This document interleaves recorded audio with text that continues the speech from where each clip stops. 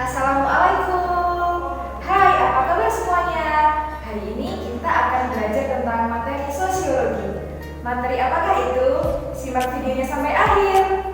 Pada bab 2 ini, kita akan membahas tentang pengaruh interaksi sosial terhadap kehidupan sosial dan kebangsaan, yang terdiri dari mobilitas sosial, pluralitas, serta konflik dan integrasi. Yang pertama, kita mulai dari mobilitas sosial. Coba amati gambar berikut ini.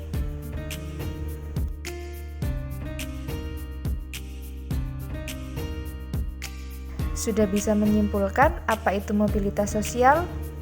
Mobilitas sosial adalah gerak atau perpindahan status sosial seseorang menuju status sosial yang lain.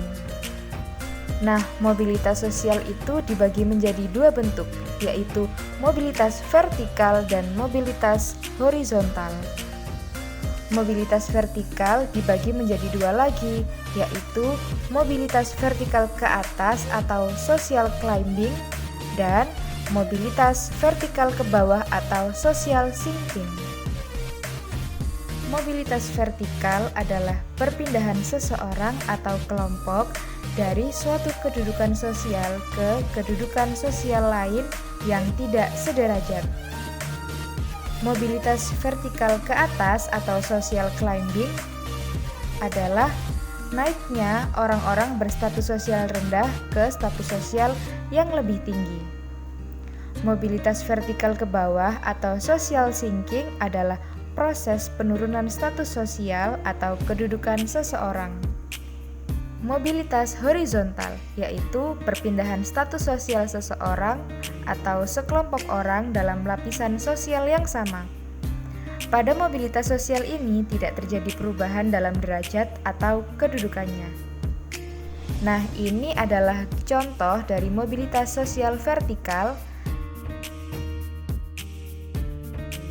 dan ini adalah contoh dari mobilitas sosial horizontal.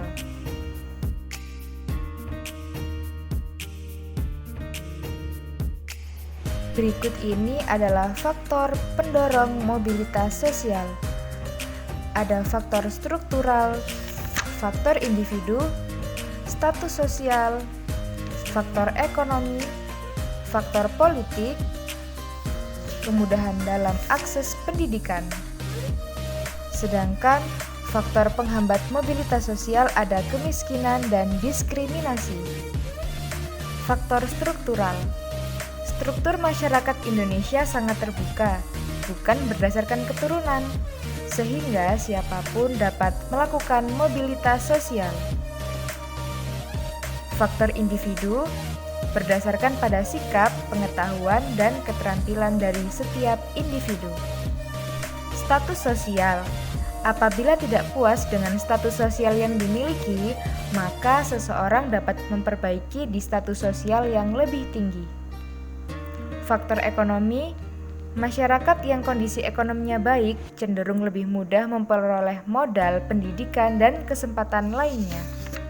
Faktor politik, adanya stabilitas politik yang baik membuat pemimpin dapat menjalankan roda pembangunan. Kemudahan dalam akses pendidikan. Pendidikan yang berkualitas memudahkan orang untuk melakukan mobilitas sosial dengan ilmu yang telah diperolehnya. Kemiskinan. Bagi masyarakat yang kondisi ekonominya kurang baik, mencapai status sosial tertentu merupakan hal yang sangat sulit. Diskriminasi. Pembedaan perlakuan karena alasan berbeda bangsa, suku, ras, agama, serta golongan juga termasuk faktor menghambat mobilitas sosial. Nah, itu tadi materi kita hari ini tentang mobilitas sosial. Tetap semangat belajar di rumah ya. Assalamualaikum warahmatullahi wabarakatuh.